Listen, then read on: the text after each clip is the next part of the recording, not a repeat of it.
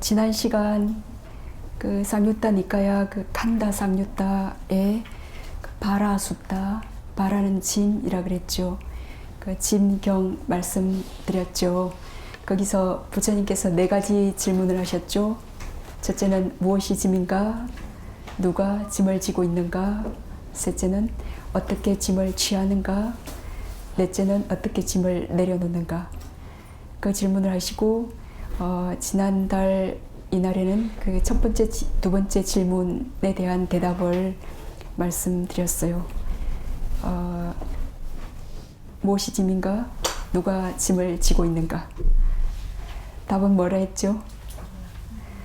이 몸과 마음이 짐이고 이 몸과 마음을 우리 나라고 말할 수 있는 오온이 짐지고 있다. 그 두 질문에 대한 대답은 같은 대답이에요. 몸과 마음이 짐이고 이 누가 짐을 지고 있는가? 짐 지고 있는 이 존재조차도 또한 오온이다 라고 말씀드렸죠. 기억나십니까? 네. 오늘은 이제 세 번째 질문이 될 텐데요. 업과 죽음 직전에 어떻게 새로운 짐을 취하는가에 대해서 말씀드리겠습니다. 부처님께서 40가지 선정 수행을 말씀하셨죠. 그 중에 사보호 명상이라고 있어요. 4가지 수행자를 보호하는 명상인데, 첫 번째는 메타 자해 수행, 둘째는 붓다누사티 해서 부처님에 대한 명상, 셋째는 아수바 부정관, 그리고 넷째는 죽음에 대한 명상이라고 있어요. 이 4가지가 수행자들을 번뇌로부터 보호해주는 그런 역할을 해요. 그래서 사보호 명상이라고 부르는데요. 거기 죽음에 대한 명상에서 이제 우리가 삶은 불확실하고 죽음은 확실한 거잖아요. 동의하십니까? 네, 그래서 확실한 죽음이 언젠간 올 거예요. 10년 뒤에 어떤 사람에게는 10년 뒤에, 어떤 사람에게는 20년 뒤에, 어떤 사람에게는 3, 40년 뒤에. 그러니까 그렇게 거슬러 올라가요. 그래서 조금 집중력이 있어야 되겠죠. 그래서 내가 마치 언제 죽을 그 시간에 도달해서 심장 토대의 생명 요소들이 마지막 남은 생명 물질 요소 갈라빠가 탁 정지하는 그 순간에 도달하면서 나는 이 몸은 반드시 죽는다라고 그렇게 숙고하는 명상이에요. 아주 좋겠죠. 네? 그래서 그렇게 이제 그렇게 삶은 불확실하고 죽음은 확실하다라고 말씀하신 부처님 말씀에 여기 계신 분들은 다 공감하시죠? 그죠? 네. 그래서 이렇게 사는 게 이렇게 의미 있고 좋은데 우리가 왜 죽어야 하죠?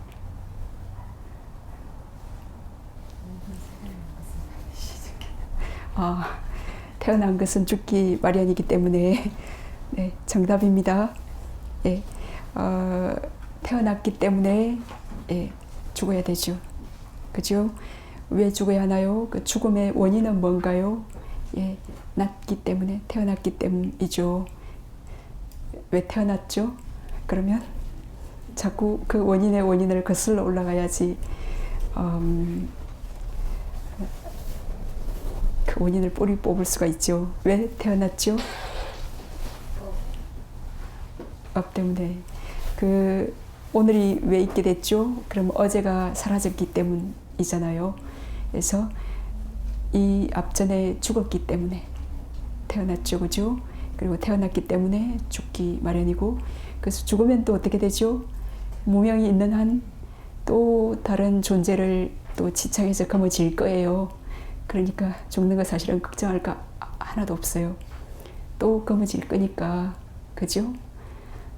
뭔가 부실하고 아프고 그럴 땐 뭐 사실 이 사실을 알면 기꺼이 그죠? 좀 더 정신 차리고 이렇게 죽어서 좀 더 좋은 조건에 놓여서 원하는 수행을 계속 지속해 나가는 좋은 방법이 있어요.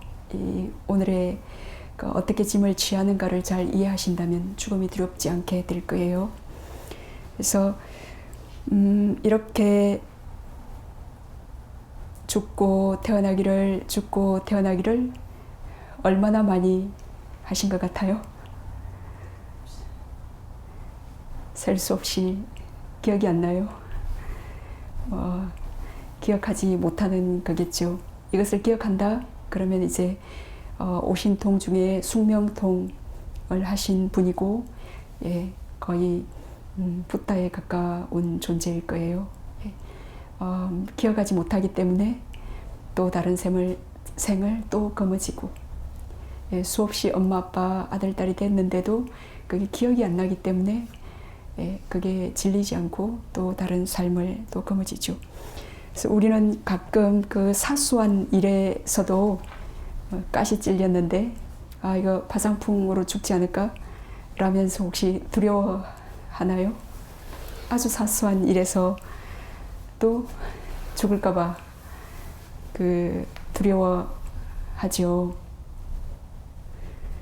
왜 그런 마음이 일어나죠? 너무 많이 죽어봐서, 너무 뒤어서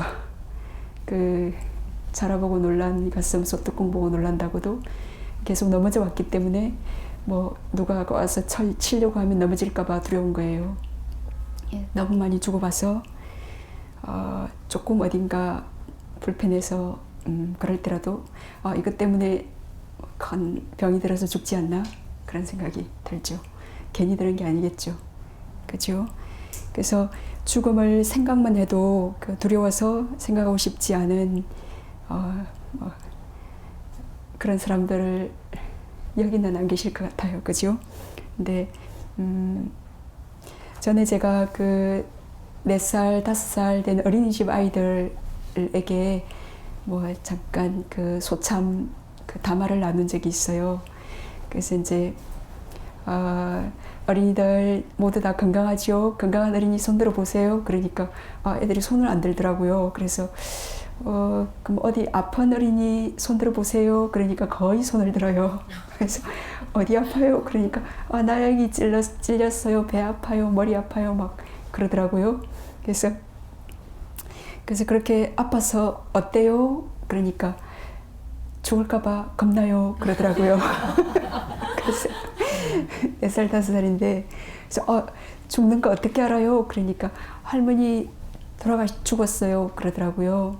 그래서 예, 그래서 그런 죽음에 대한 두려움들이 그 어린 아이들의 뭘 알겠어요? 그러니까 본능적으로 삶을 지착하는 무명과 가래와 지착 때문에 할머니가 죽는 거 보고 나 또한 죽을까봐 그렇게 이제 평생 어떤 조그만 일만 생겨도 죽음에 두려워하면서 그죠? 이 감옥 생활이 따로 없어요.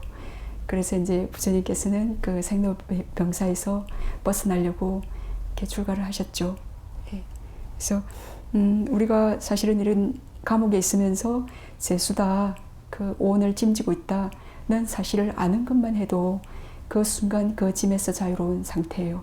모르는 게 진짜 감옥 속에 있는 재수이고 짐을 지고 있는 짐진자이죠. 그죠?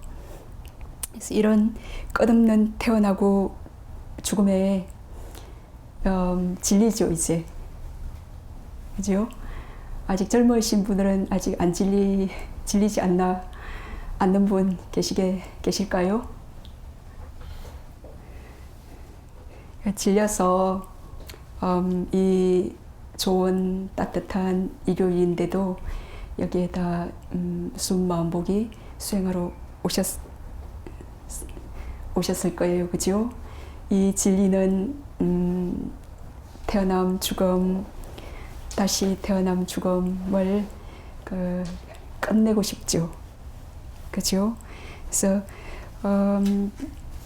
끝내고 싶지 않는 분들은 그렇게 먹고 또 똥 누고 사는 삶이 즐겁기 때문에 끝내고 싶지 않을 것이고, 이 몸과 마음이 존재가 짐이고 고통인 줄 아는 사람들은, 여기 계신 분들은 다람쥐 쳇바퀴 도는 것을 멈추고 벗어나고 싶어서 여기 오셨을 거예요. 그래서 그럼 이 태어나고 죽음을 멈추려면 어떻게 해야 되는가?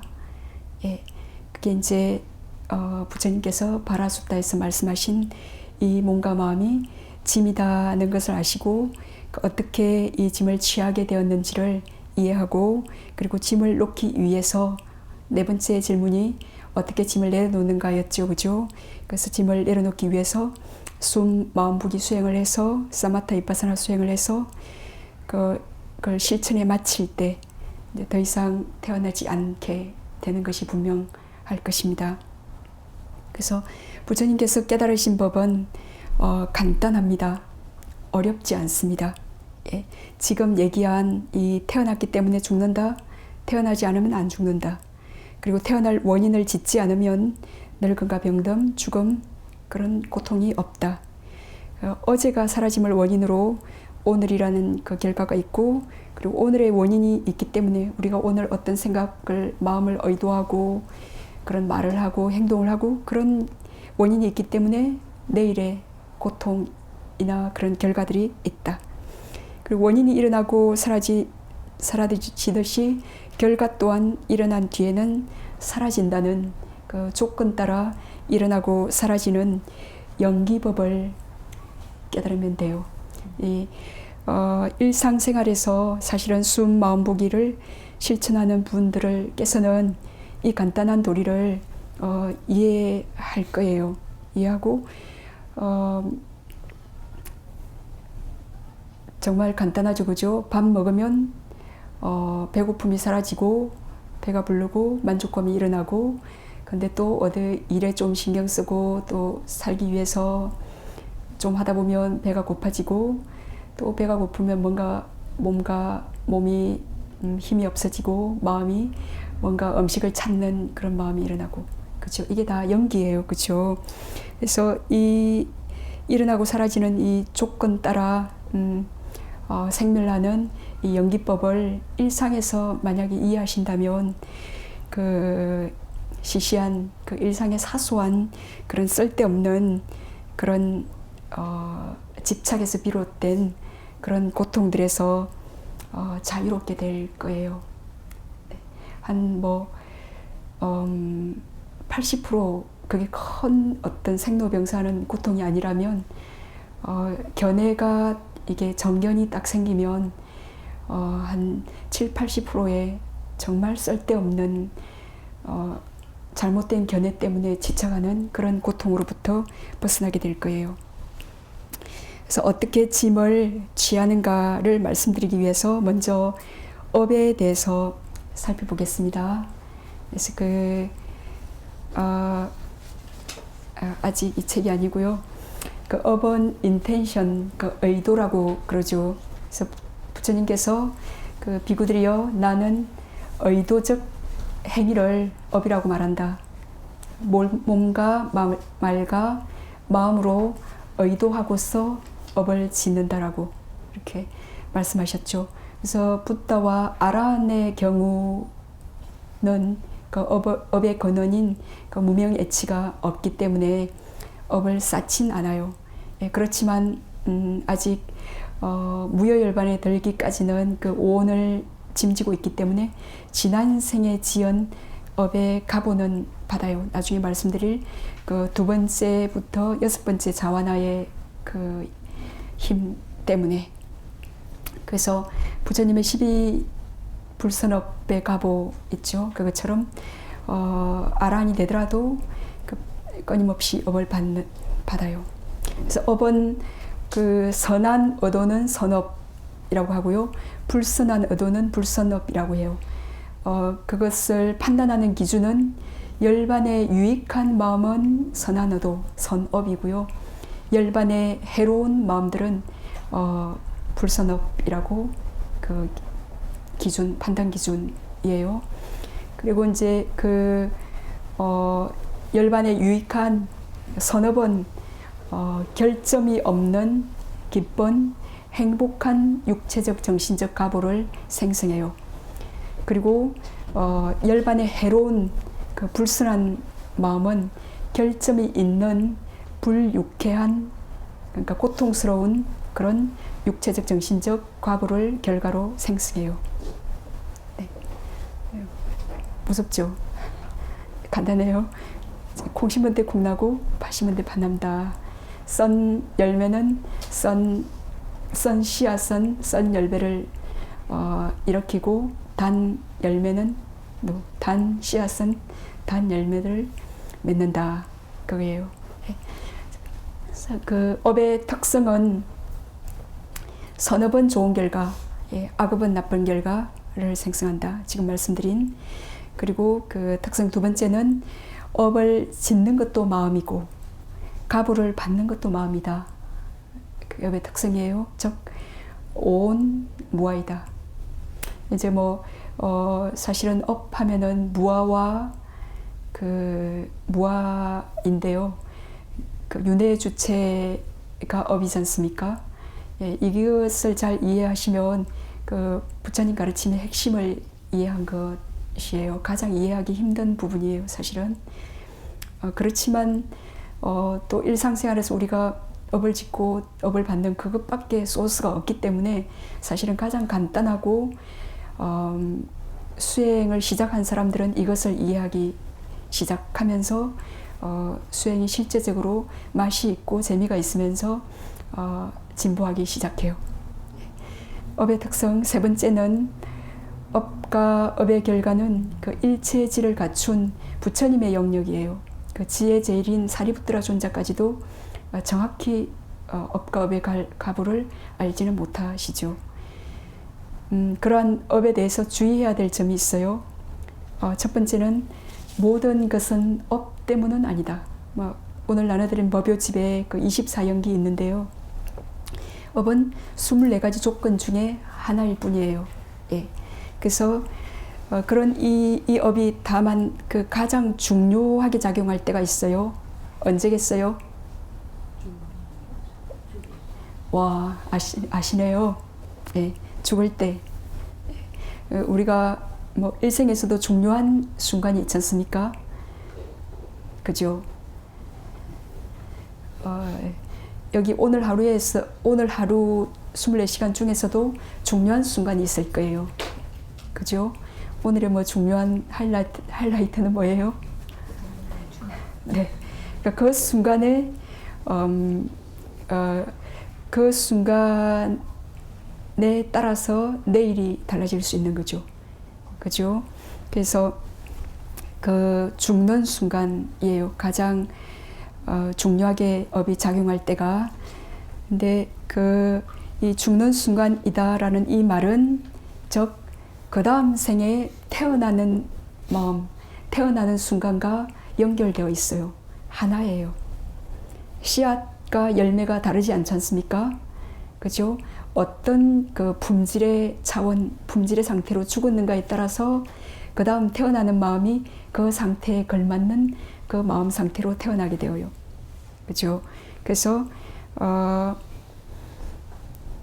태어나서 사실은 이제 이게 죽는 마음, 태어나는 마음, 그리고 우리가 그 일상에서 계속 바완가라는 그 마음이 이제 일어나는데 이게 이 세 가지가 같은 대상을 취하는데요.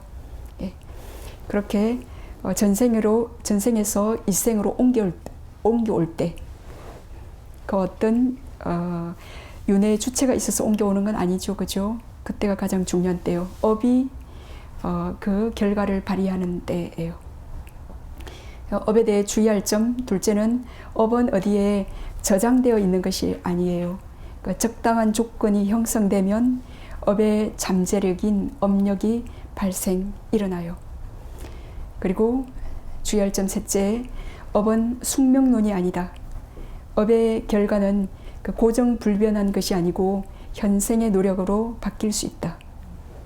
네. 예를 들면 이 몸과 마음이 그 무상고 무아한 줄 이렇게 마음보기 이파사나 수행을 습관적으로 한 업을 지은 어떤 수행자가 그렇게 돌아가시고 싶죠. 죽을 때. 우리 선해 보살님 죽을 때 어떻게 무엇을 대상으로 보면서 죽고 싶으세요?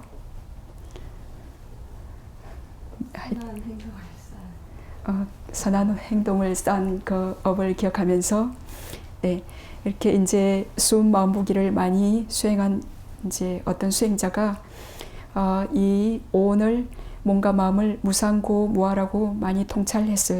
습관적인 업을 많이 지었어요. 그런 수행자가 죽음을 맞이할 때 그 자신의 자선하는 그 모습, 업상이겠죠. 그것을 대상으로 취하면서 죽었다면, 그 죽음 직전의 순간에 죽었다면, 그 태어나는 순간의 그 마음, 또 모든 마음은 대상을 필요로 하거든요. 그 태어나는 마음의 대상도 자선하는 자신의 모습일 거예요. 그래서 그렇게 태어나서 이제 그 의문 인식 과정이 일어나요. 욕계 삶에 대한 무조건적인 탐욕의 마음이 인간일 경우에 그 어찌할 수 없는 마음의 자연적인 프로세스로 그 마음이 일어나요. 나중에 그 일생에서의 그 인식 과정을 보시면 그래서 다시 다음에 방가로 빠진 뒤에 다시 오문전향이든 어문전향이든 어떤 인식과정, 우리는 눈, 귀, 코, 혀, 몸, 마음의 문으로 어떤 대상들을 취해서 마음이 일어나거든요. 그래서 그렇게 끊임없이 어떤 한 문의 인식과정이 일어나고 난 뒤에는 바왕가라는 그 잠재의식이라고도 번역하기도 하는데요. 그 생의 연속, 이 생을 연속시켜주는 그 마음인데 그 마음 상태에 빠져요. 그리고 다시 어떤 소리가 들리면 귀의 문으로 마음이 일어나고 그렇게 하기를 수없이 바한가에 많이 빠지죠. 부처님 같은 경우에는 바한가가 짧아요. 근데 매한 사람일수록 축생 같은 경우에는 아주 바한가에서 콜콜 잘 때가 많겠죠. 그렇게 사실은 인간이라 할지라도 거의 3분의 1 정도를 보통 평범한 인간일 경우에 잠을 자기 때문에 그 잠자는 순간에 수없이 많이 바한가 상태에 놓여 있는 상태예요. 그래서 사실은 이 전생에 그 좌선하는 그 자신의 모습을 그 업상으로 취하고 이 죽은 사람은 태어나는 순간에도 그 모습을 취하면서 태어났고, 그리고 바한가 인식 과정의 갭마다에서 자선하는 자신의 모습의 바한가를 취해요. 예, 그런 사람이 여기에 지금 계신다면 수행이 너무 잘 돼요. 왜냐하면 깜빡 졸다가 깨도 그 자선하는 모습에 자신의 전생의 그 모습을 대상으로 취했기 때문에 예, 그 숨이든 마음이든 수행의 대상을 그 다음 탁 잡기가 너무 쉬워요. 예, 그래서 실제로 그런 사람일 경우 이제 생이지지라고 그러죠. 그래서 이런 바완가가 그런 수행하는 그런 대상을 취하고 있는 경우에는 수행에 관심이 쉽게 쏠리고 그 생이지지, 그 조금만 노력해도 지혜가 쉽게 다른 사람, 그렇지 않은 사람에 비해서 개발이 되어요. 그래서 실제로 이 생에서 그 수행하는 것을 쉽게 느끼고 쉽게 하는 사람도 있고 그렇지 않은 사람도 있죠. 그죠? 열심히 노력을 해도 잠깐 깜빡 졸고 나거나 이렇게 하면 화가 난다든지 영 수행했던 그 주제와 엉뚱한 대로 튀어갖고 이런 생각이 왜 나나 싶을 정도로 그 번뇌가 일어나는, 그죠?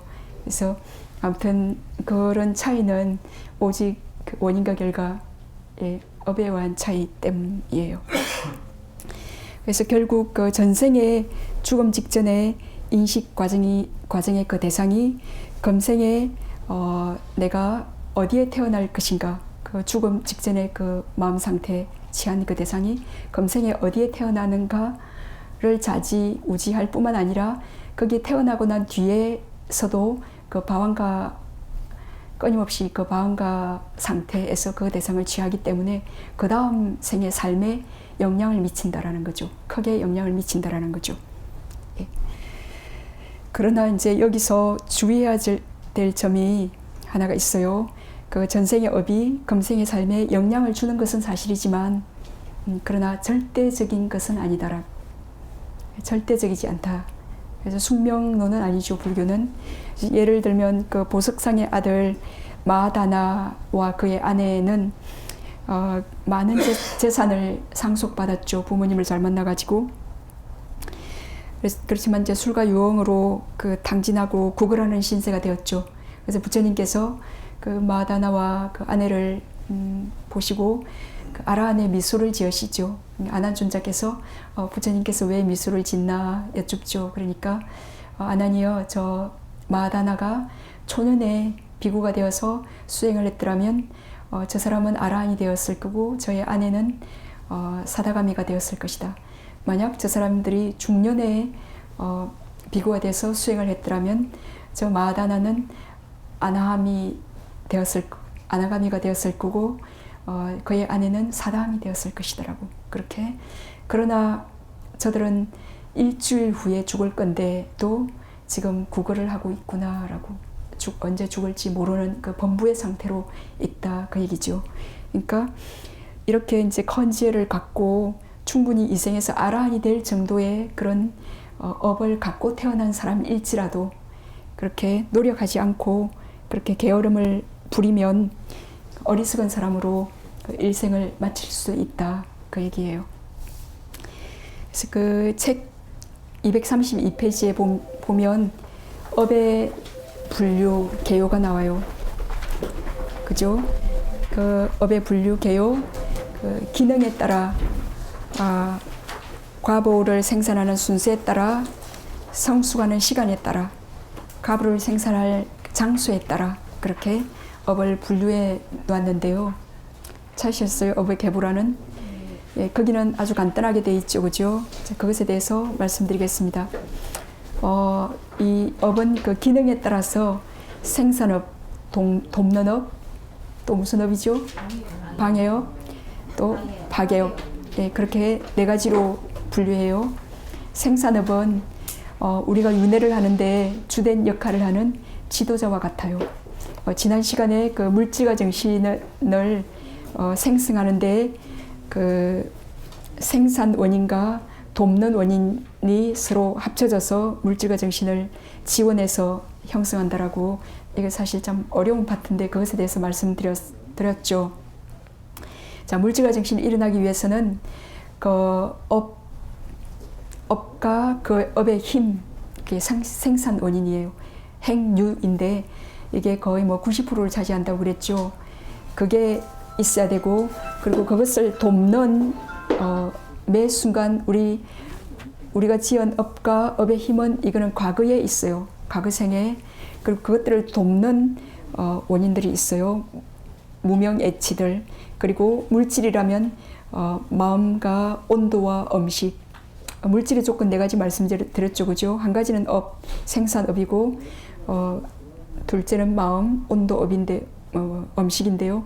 그것들이 돕는 원인이 되고, 마음 같은 경우에는 마음이 저절로 못 일어나죠. 대상이 있어야 일어나죠. 그죠? 볼만한 색성, 향미, 촉법, 그런 대상이 있을 때. 그리고 대상이 있다 하더라도 주의력이 없으면 못 일어나요. 주의력이 있다 하더라도 접촉에 닿아야 돼요.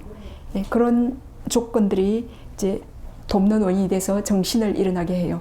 그래서 이제 그런 생산업이 돕는 원인의 지원을 받아서 그렇게 물질과 정신을 생성하죠. 예, 그래서 이 생산업은 우리가 윤회를 하는데 주된 역할을 하는 그런 지도자와 같은 그런 기능을 해요. 그래서 태어나는 순간이나 삶의 전 과정에서 어떤 가부의 인식 과정에서의 가부의 마음들이라는 게 있어요. 그런 마음이나 업을 원인으로 해서 생긴 9가지 물질을 생성하는 그런 역할을 해요. 자, 돕는 원인은 그 자체가 가부를 생산하지는 못하지만 지도자를 도와주는 사람처럼 다른 업이 가부를 생산하는 기능을 할 때 돕는 역할을 해요. 보통 선업의 결과를 선업이 돕고 불선업의 결과를 불선업이 도와요. 방해업은 뭘까요? 자신은 가부를 생산 못하지만 그 지도자를 방해하는 사람처럼 선, 불선 가부에 대항하거나 그 기간을 단축시키는 역할을 해요. 그래서 보통 선업의 결과를 불선업이 방해하고 불선업의 결과를 선업이 방해하는 형태로 나타나요. 파괴업은 지도자의 역할을 뺏어버리는 사람처럼 업을 눌러 없애버려서 읽지 못하게 하는 동시에 자신의 업이 있게 하는 기능을 해요. 다른 업이 결과를 생성하는 것을 단번에 소멸시키는 역할을 하는 업이에요. 우리가 죽을 때 4가지 원인 때문에 죽는데요. 첫째는 수명이 다해서, 둘째는 생산업이 다해서, 셋째는 수명과 생산업 둘 다 다해서, 넷째는 파괴업 때문에. 그죠? 보통 교통사고로 돌아가신다든지 그러면은 파괴업일 가능성이 가끔 있죠. 수명이 다한 것도 아니고 업에서 발생한 물질들이 늙어가지고 그런 것도 아니고 건강한 상태인데 그렇게 돌아가시는 경우에는 파괴업 때문에. 예. 그래서 예를 들면 그 대화다타가 승가를 분열하고 부처님 몸에 피를 냈죠. 그죠? 그래서 그 불선업이 파괴업으로 작용해가지고 그 5 신통과 선정력을 잃었죠. 그래서 선정의 경지를 잃고 선정의 경지를 얻고 나중에 무간업을 지으면 파괴업에 의해서 선정을 상실하게 되어요. 앙굴리말라 같은 경우에는 999명을 죽여서 지옥에 가야 할 그런 업이 있었는데 이 사람이 출가해서 아라한이 되어버렸어요. 이 사람이 오무간 업을 만약에 지었다. 그러면 선정이나 아라한이 선정을 얻거나 열반을 보지 못했을 거예요. 근데 다행히 오무간업은 안 지었어요. 첫 번째 어머니를 죽이려고 하다가 어머니를 죽였으면 그건 오무간업이 되는 거예요. 근데 부처님을 만났죠. 아주 부처님과 이제 인연이 있었기 때문에 정말 어머니를 죽이려고 할 때 이제 부처님을 만나서 출가를 해서 아라한이 되었죠. 그죠? 그 아라한이 되온 것 때문에 지옥에 갈 업들이 전부 파괴업으로 작용해서 왜냐하면 더 이상의 무명의 해치가 없기 때문에 그렇게 기능에 따라서 이 4가지로 분류하고요. 그 다음에 가부를 생산하는 순서에 따라서 즉 이 말은 다음 생에 태어나는 마음을 일으키는 순서예요. 그죠? 거기에 따라서 어떤 게 있죠? 무거운 업, 죽음 직전에 지은 업, 습관적인 업, 그 다음에 4번째 뭐예요? 이미 지은 업. 그렇게 가부를 생산하는 순서에 따라서 이 4가지 업들이 있어요. 이 4가지 이것들을 잘 들으시면 사실은 이게 짧은 표 안에 있지만 이게 심오한 진리가 이 속에 다 들어있어요. 자, 그 무거운 업은 그 소떼들이 그 목동이 양들을 저녁에 몰아넣죠. 그죠? 그래서 아침에 문을 열어요. 그러면은 앞에 있는 비실거리는 소들이 앞에 있더라도 저 뒤에 있는 힘센 소가 문이 열렸으니까 박차고 뛰어나서 먼저 나가는 것처럼 그 힘이 너무 강하기 때문에 어떤 업도 이것을 없애고 그 태어나는 마음, 그 재생연결심이라고 그러는데 재생연결심이 될 수 없어요. 그래서 그런 무거운 업은 무거운 선업이 있고 무거운 불선업이 있죠. 자, 무거운 선업은 뭐라 그랬죠? 선정을 닦거나 열반을 보는 것, 무거운 선업이에요. 어떤 업도 선정을 보거나 열반을 봤으면 그 다음 생에 태어나는 우리가 다음 생에 태어날 때 다른 업이 이것에 영향을 미쳐서 이것을 넘어서지 못해요. 힘센 소처럼. 그래서 우리가 닦는 지금 순복이를 통해서 선정을 얻는 게 얼마나 큰 업인지 무거운 업인지 그 무거운 업은 그것에 걸맞는 원인, 노력도 필요하겠죠. 그죠? 그래서 노력도 대충 크게 그 결과를 생산할 만하게 안 하고서 왜 빛이 안 뜨나, 왜 선정에 못 뜨나 라고 생각하는 것은 그 원인과 결과를 너무 모르는 거예요. 자신이 하고자 하는 일의 가치나 그것의 중요성을 지금 의사가 되려고 정신적 그 몸을 치료하는 의사가 되기도 몇십 년의 시간이 필요한데 그 무명의치를 소멸하는 그 주인이 되는 그런 정신적 의사가 되는데 얼마의 노력이 필요한지를 그런 그 일에 대한 정보가 좀 부족한 거죠. 그래서 무거운 불선업 5가지 있죠. 아버지를 죽이거나 무거운 불선업은 그 오무간업이라 그러죠. 무간은 그 간 사이가 없다라는 그 말인데 그 너무나 그 고통을 쉴 텀이 없이 끊임없이 그 고통이 주어진다라는 의미예요. 그래서 뭘 할 때 이런 무간업을 받냐? 아버지를 죽였을 때, 어머니를 죽였을 때, 아라한을 살해했을 때, 그리고 그 부처님 몸에 피를 냈을 때, 그리고 상가를 분열했을 때죠. 그 아자타사투가 그 아버지인 빈비사라 왕을 굶어 죽겠죠. 그리고 이 책의 수행 법요집에 있는 사문가경이라고 사마나팔라 숫타가 있어요. 그 숫타가 부처님께서 그 아자타사투 왕을 위하여 설한 경인데요. 이게 끝나고 난 뒤에 부처님께서 그러셨죠. 이 아자타사투 왕이 아버지를 죽이지 않았다면, 빈비사라 왕을 죽이지 않았더라면 이 법문을 듣고 열반을 정득했을 것이더라고. 그러나 아버지를 죽인 그 오무간업의 힘 때문에 마음이 불안하고 동요해서 그 열반을 볼 수 없었더라고. 그죠? 그래서 그리고 데바다타의 경우에 이제 삿된 견해를 가지고 그 성가를 분열하고 부처님 몸에 피를 내는 그런 업을 지었죠. 그 결과 그 선정과 열반에 도달할 수 없고 다음 생에 그 지옥에 나는 그런 원인이 되어요. 그리고 둘째, 죽음 직전에 지은 업이죠. 그죠? 그것은 죽음 직전에 행했거나 기억했던 것들이에요. 이 무거운 업을, 앞에 그 무거운 업을 일생 동안 짓지 않은 사람이 그 죽음 직전에 강한 업을 지을 때 그 태어나는 마음의 역할을 하게 되어요. 예를 들면 그 고살라국의 바사나디 왕의 왕비 말리카 부인이 선한 좋은 일을 많이 하셨죠. 그렇지만 그 왕에게 그 거짓말을 한 적이 있어요. 그것을 죽음 직전에 기억하게 되었어요. 이게 이제 죽음 직전의 지연업인데 좋은 일을 많이 하다가 우리가 수행 많이 평생 잘 하다가 죽는 순간에 한 생각, 이게 죽음 직전 그 사람이 무거운 아직 선정을 도달했거나 열반을 받거나 또는 무거운 불선업 이 5가지를 안 한 경우에 그 죽음 직전에 어떤 업을 짓죠. 그죠? 그럼 그게 두 번째로 태어나는 마음의 역할을 하게 되어요.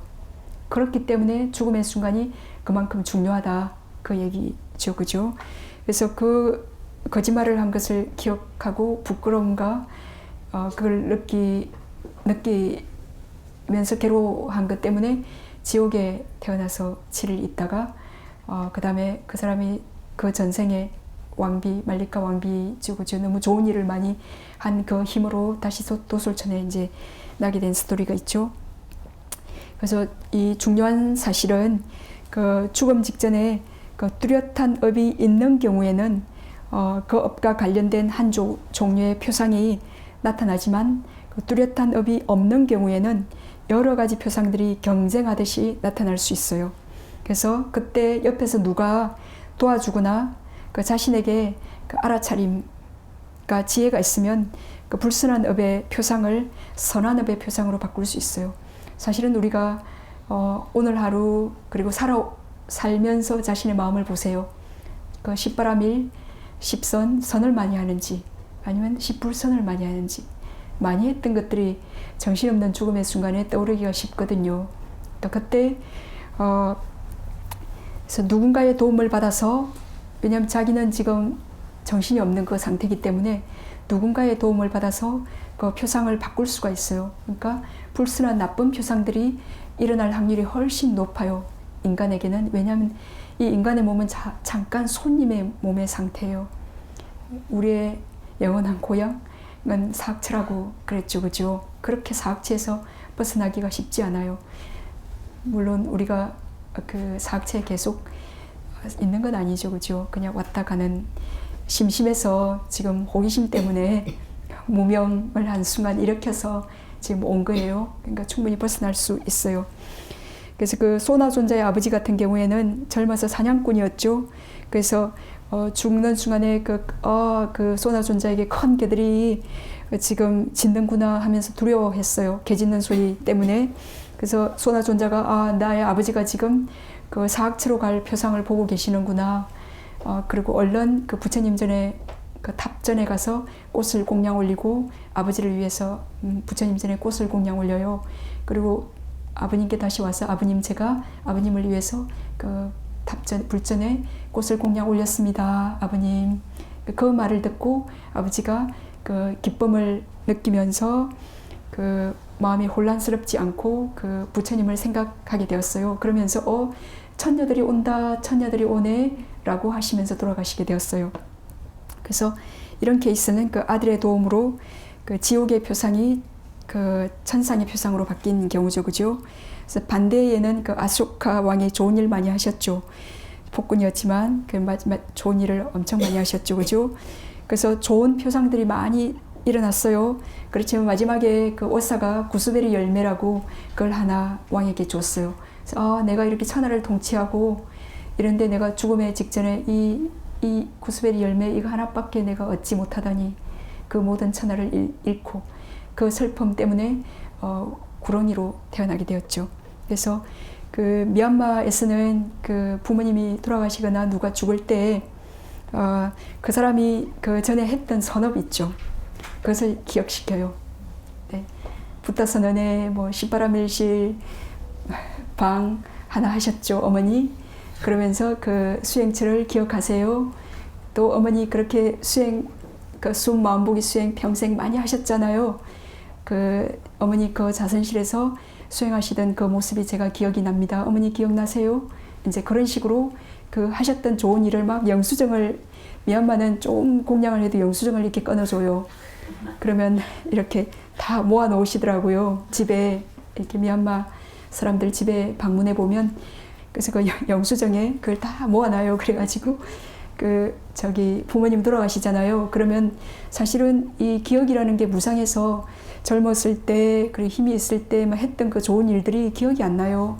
지금 막 여기저기 아프고, 그리고 죽을 때 너무 폭류에 떠내려가는 것처럼 그 정신이 없기 때문에 막 그 기억이 안 날 때 그 아들, 딸들이, 아들, 딸들도 뭐 어머니가 했던 좋은 일을 정확히 잘 모르잖아요. 그러니까, 어머니 그때 뭐 마시서 내내 뭐 하셨네요. 그 영수증을 이렇게 읽어주신다 그러더라고요. 예, 그렇게 하면 어머니께서, 그래, 내가 그때 그 젊었을 때 그렇게 했지. 그렇게 하면서 그때 했던 그 의도를 기억하면서 업을 이제 기억하는 거죠. 업이나, 그리고 그 했던 그 뭐 부처님 불상 모습이나 그 했던 그 절의 그 사원의 모습이나 그건 이제 업상인데, 그것을 기억하면서 만약에 돌아가시죠. 그러면은 그 상태로 태어나시게 되는 거예요. 사실은 뭐 중학교, 고등학교 1, 2학년 때 공부 막 못하다가 고3 때 막 해서 좋은 대학 가서 평생 또 좋은 자리에 있는 사람도 있지 않습니까? 그것처럼 그 딱 중요한 순간 있죠.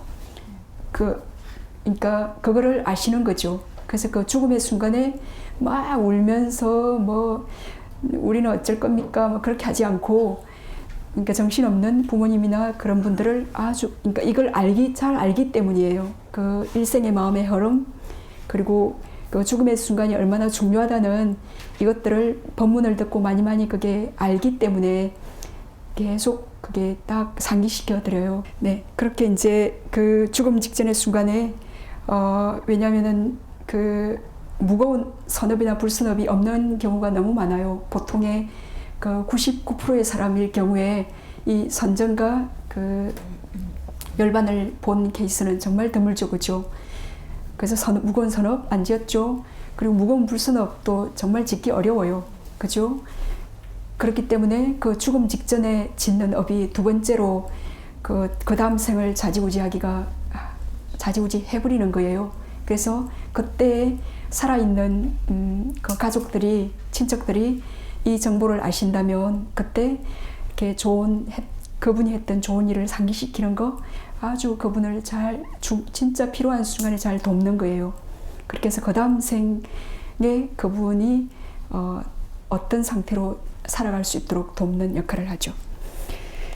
그리고 이제 세 번째는 습관적인 업이죠. 그래서 앞에 무거운 업이나 죽음 직전에 어떤 업을 안 지었을 때, 그때 세 번째 습관적인 업이 다음 생에 태어나는 마음의 역할을 하게 되어요.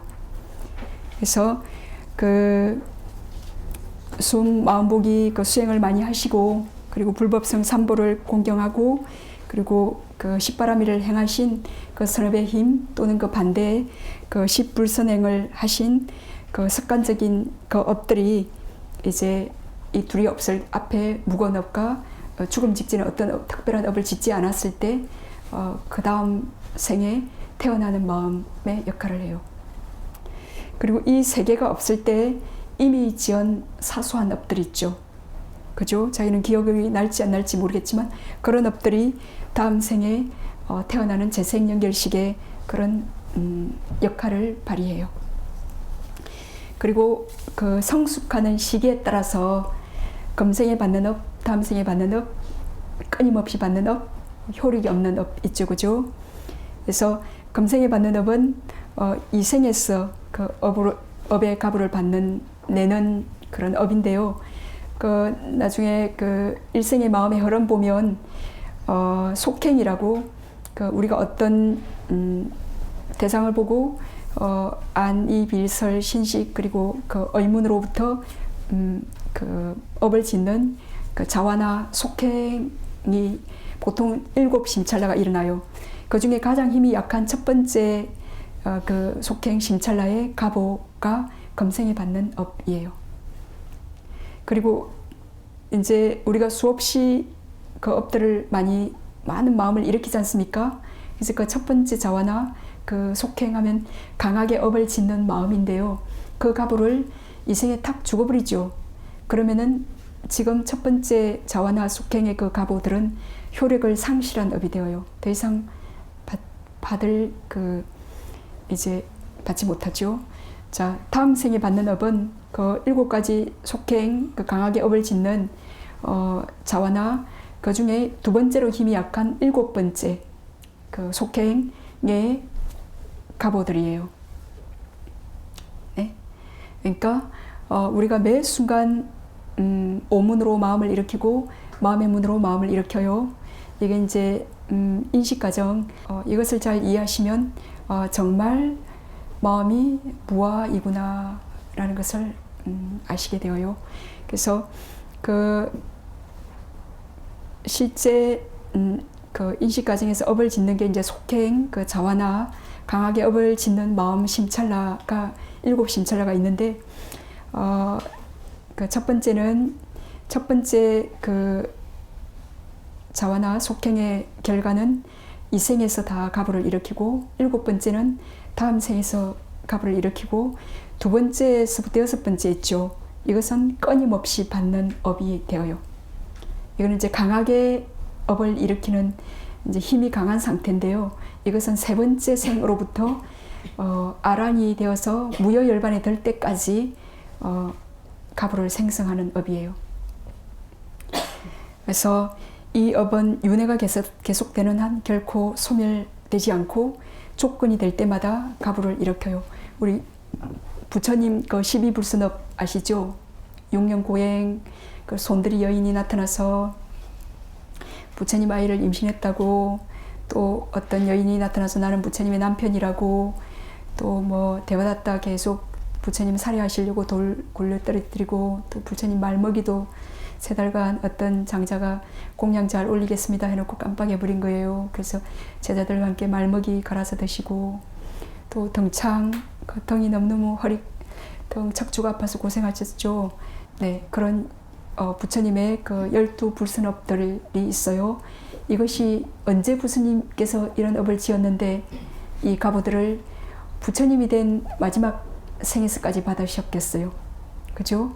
수기를 받기 전에 보통 이 12불선업, 부처님 12불선업 그 대불정경이라는 그 책에 아주 상세하게 나와 있는데요.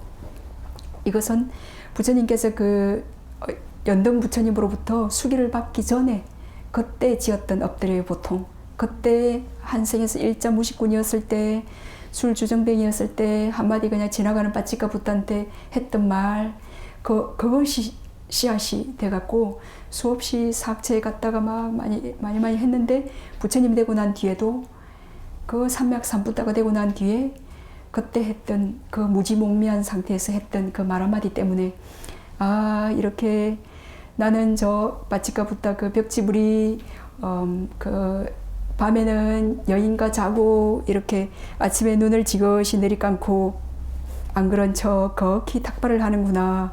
내가 아는 것처럼 모든 사람이 안다면 저 핸디캡도 아니면서 아무 일도 하지도 않는 저 스님에게 누구도 공양을 올리지 않을 건데 멍청한 사람들이 그걸 몰라가지고 공양을 올리는구나 하면서 비난하면서 그런 그 술 취한 상태에서 했던 그 말 때문에 손들이 여인이 나타나가지고 그 많은 큰 자리에서 부처님께서 법문을 하시는데 그 임신한 그런 과장을 해가 와가지고 지금 당신이 나에게 뭘 해야 될 땐지 그걸 모르고 지금 뭘 하고 있냐면서 손가락질을 하고 그렇게 그 법회에서 모함을 하고 그런 일이 발생한 거예요. 그래서 많은 사람들이 신심이 없고 열반을 보지 못한 그런 사람들은 저 말이 사실인가? 저 일이 사실인가? 그러면서 의심이 생겨요. 왜냐하면 부처님께서 아무 제지도 하지 않고 아무 말씀도 안 하고 그냥 가만히 묵묵히 계셨기 때문에.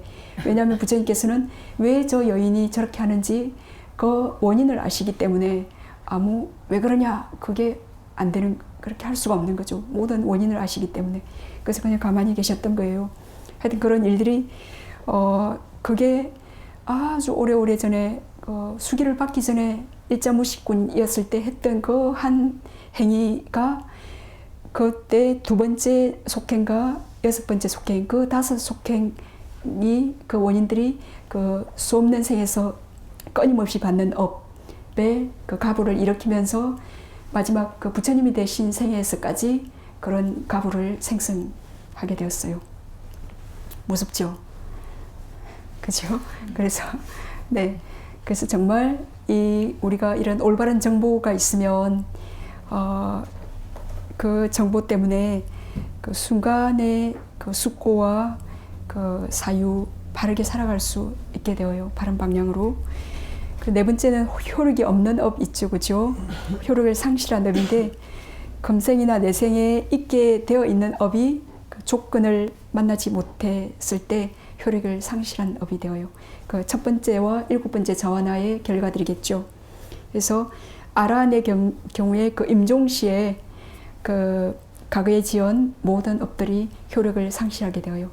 죽기 전에는 부처님의 시위불선업처럼 계속 끊임없이 효력을 발생해요.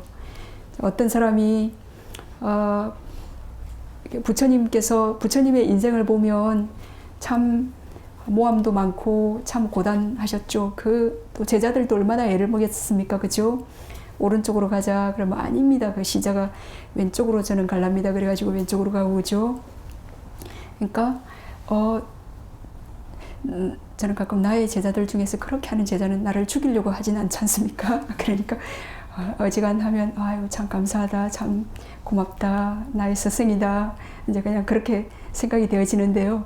우리가 이렇게 사실은 편안하고 한가한 이유는 그렇지 못한 아주 정말 삶이 고달픈 분도 계시겠지만 그 고달픈 분은 또 그 나름대로 그 빚을 갚을 만한 그 능력이, 힘이 있기 때문에 부처님처럼 그 졌던 빚 그 값을 좀 받아봐라 오는 거예요. 근데 우리가 그 받을 힘이 없기 때문에 어쩌면 또 안 오고 있는 케이스도 많아요. 그냥 세월만 죽이는 거죠. 그죠? 편안하게 가는 거 그게 좋은 건 결코 아니죠. 그래서 좋은 게 아닐 수도 있고 안 좋은 게 진짜 안 좋은 게 아닐 수도 있어요. 그래서 작심을 하고 이제 내가 이렇게 살면 안 되겠다 수행을 하기로 돌입을 해서 수행을 하는데 아프고 뭐 사건이 발생하고 그러는 경우가 있어요. 아, 내가 수행을 하니까 이런 안 좋은 일이 발생하네. 하지 말아야겠다. 그거는 오산이에요. 예. 그러니까 이 업과 업의 가보는 부처님의 영역이에요. 그러니까 누구도 정말 바르게 알긴 어려워요. 왜 그런 일들이 발생하는지. 예. 그러니까 지금 내가 하는 이 수행, 이거는 좋은 일, 선업이지 않습니까? 이것은 이것의 결과를 적합한 시기가 되면 불러일으킬 거예요. 그리고 나에게 닥친, 내가 수행을 하는데도 나에게 닥친 어떤 불유쾌한 결점이 있는 정신적인, 육체적인 그런 일들이 있죠. 이것은 이거와 상관없이 다른 어떤 원인 때문에 그것에 걸맞는 어떤 결점이 있는 그 불순한 원인 때문에 이것이 일어난 거예요. 그래서 그걸 분리해 볼 줄 알아야 돼요. 이런 성숙하는 시기의 차이, 지금 이것을 잘 이해하신다면 자신이 하고 있는 좋은 일을 할 때 어떤 다른 나쁜 가보가 일어나는 것을 분리해 볼 수 있게 되어요. 그래서 이런 걸 잘 모르는 사람들은 난 이런 일을 하는데 왜 이런 일이 발생하지? 그 시기를 분리할 줄 모르기 때문에 혼란스럽고, 그리고 자신이 하는 좋은 일에 대해서 또 의심이 일어나게 되고 그래요. 그리고 가부를 생산할 장소에 따라서 그 해로운 업, 욕계 유익한 업, 색계 유익한 업, 무색계 유익한 업, 네 가지가 있죠, 그죠? 해로운 업은 이게 이제 아비담마 도표의 첫 장에 나올 건데요. 그 첫 장에 1번부터 12번까지 그 마음 있어요. 마음 89가지 중에 그 12가지 이제 마음, 불순한 마음들인데요. 이게 이제 10불순을 일으켰을 때 이런 마음, 12가지 마음 상태, 해로운, 욕계 해로운 업이겠죠, 그죠? 그런 업을 짓게 되면 결과는 사악체에 태어나게 되는 결과를 생성해요. 그 둘째, 욕계 유익한 업은 어떤 게 있겠습니까? 그 옆에 보면 8가지 선심 있어요. 그건 아비담마 나중에 마음에서 말씀드릴 건데요. 그래서 인간과 이런 우리가 욕계에서 이런 8가지 선한 마음을 일으키시면 인간계나 욕계 천상에 태어나는 그런 결과를 생성해요. 그리고 색계 유익한 업, 이거는 우리가 지금 순복이 수행을 통해서 색계 사선정을 닦게 되죠, 그죠? 그것의 값으로 색계 16천에 태어나는 결과를 생성해요. 무색계 유익한 업은 무색계 사선정을, 색계 사선정을 닦고 난 뒤에 무색계 사선정을 닦죠. 그러면은 이게 다 89가지 마음 중에 이렇게 앞부분에 있는 마음들인데요. 그러면 무색계 사천에 태어나는 결과를 생성해요.